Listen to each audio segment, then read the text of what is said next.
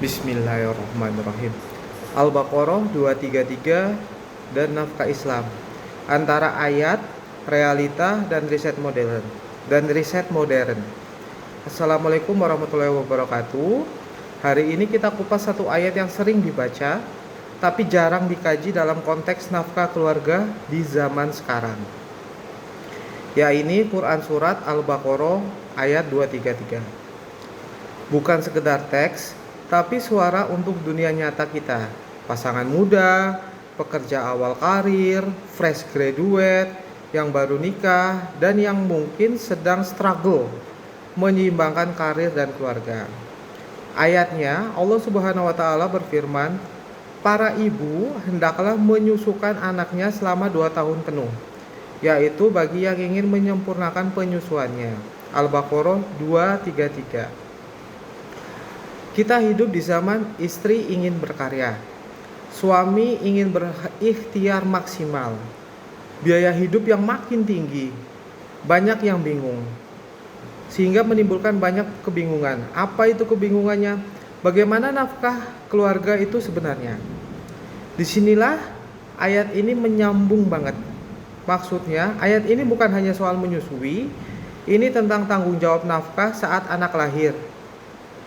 Tanggung jawabnya apa? Makan, tempat tinggal, kesehatan, pendidikan awal, dan dukungan biologis atau emosional. Kalau kita baca lanjutannya, tidak hanya ayat 233, tetapi konteksnya, Allah menegaskan bahwa suami berkewajiban memberi makan, pakaian, dan nafkah secara adil. Ini bukan pilihan, ini komitmen fili alias action. Para ulama menjelaskan bahwa tanggung jawab nafkah itu termasuk dukungan untuk ibu supaya bisa fokus menyusui dan merawat bayi sampai bayi sehat dan tumbuh optimal. Al-Qurtubi dan Ibnu Katsir menjelaskan, nafkah mencakup kebutuhan pokok keluarga. Tapi yang membuat ayat ini unik adalah keterkaitan nafkah dengan hak anak sejak lahir hingga masa awal tumbuh berkembang. Suatu fase yang sangat sensitif secara biologis maupun psikososial. Sekarang kita masuk ke riset ilmiah modern. Studi dalam Lancet 2016 menunjukkan bahwa 2 tahun pertama kehidupan adalah golden period untuk perkembangan kognitif, emosional, kesehatan fisik, bahkan kesejahteraan sosial di masa depan. Masuk lagi, Jurnal Nutrisi dan Dietetik 2018 mencatat bahwa dukungan keluarga yang kuat menurunkan resiko depresi pasca persalinan pada ibu, yang berimbas langsung pada kualitas hubungan pasangan. Penelitian psikologi keluarga di Journal of Marriage and Family 2020 menemukan bahwa ketidakadilan nafkah antar pasangan berkorelasi dengan konflik rumah tangga, stres, dan penurunan kesejahteraan emosional. Ini artinya Allah jauh lebih dulu memetakan kebutuhan ini ribuan tahun sebelum sains modern membuktikannya. Lebih dalam, nafkah dalam konteks masa kini, kita hidup di era istri bekerja, bukan berarti nafkah gugur, seperti yang kemarin sudah saya sampaikan. Suami tidak bekerja, padahal lagi cari kerja, startup atau resign, bukan berarti hak ibu dan anak diabaikan. No ya, tetap hak anak dan ibu tetap ditunaikan. Situasi ekonomi yang fluktuatif, butuh strategi bersama ketika ekonominya fluktuatif. Ayat ini bila dipahami secara holistik memberi prinsip. Pertama, responsibilitas bersama. Nafkah bukan hanya uang gaji, tapi support emosional. Support emosionalnya apa? Ruang aman untuk tumbuh, kesempatan ibu menyusui jika memilih, kepastian kebutuhan pangan dan medis. Dan itu dalam Islam tidak bisa dipukul rata. Konteksnya tetap fleksibel, tapi prinsipnya tetap tegas.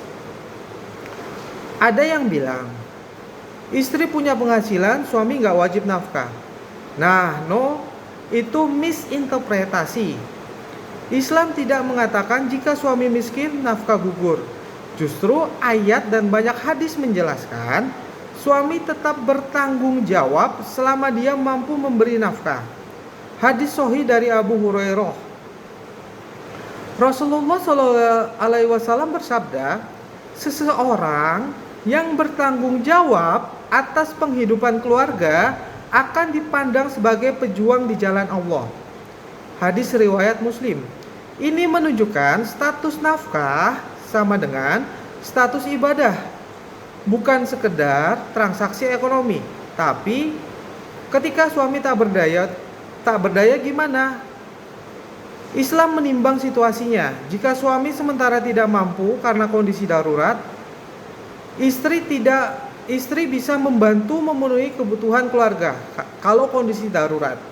Tidak berarti suami otomatis abaikan tanggung jawabnya. Suami punya kewajiban terus mencari kemampuan dan solusi. Islam itu dinamis, tegas secara prinsip, tetapi penuh rahmat dan menimbang konteks. Apa makna semua ini untuk kita yang usia 20-35? Ini fase hidup yang banyak menikah muda, sedang membangun karir, punya impian finansial, sering hadapi tekanan biaya hidup. Kalau kita pahami ayat ini secara dalam, maka nafkah bukan semata gaji, tapi komitmen, kerjasama, dukungan, struktur keluarga yang sehat. Tuh, menjadi partner kehidupan bukan soal besar kecilnya penghasilan, tapi hubungan emosional yang terjaga, kerjasama dalam pengasuhan, tanggung jawab bersama meski peran bisa berbeda. Islam memberikan blueprint bukan rigida tapi beradab, bermartabat dan manusiawi. Al-Baqarah 233 memberi gambaran konkret bahwa nafkah meliputi kebutuhan fisik dan psikologis. Nafkah anak dan ibu adalah amanah suami. Kondisi tak mampu tetap menghasilkan tanggung jawab yang kreatif.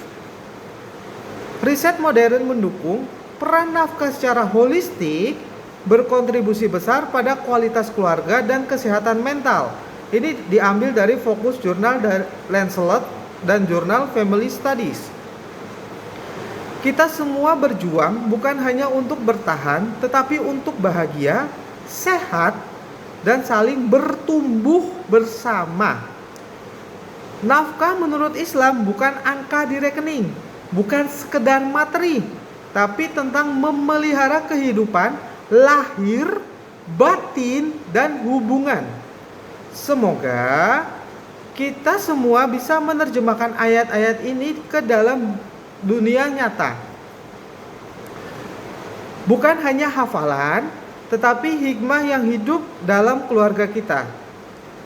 Alhamdulillahirabbil alamin. Ini saya mengambil referensinya Breastfeeding in the 20th Century, Epidemiology, Mechanism and Lifelong Effect, The Lancelot 2016. Terus juga Support for Healthy Breastfeeding, Mother with Healthy Term Babies, Cochrane Review dan McFadden 2017.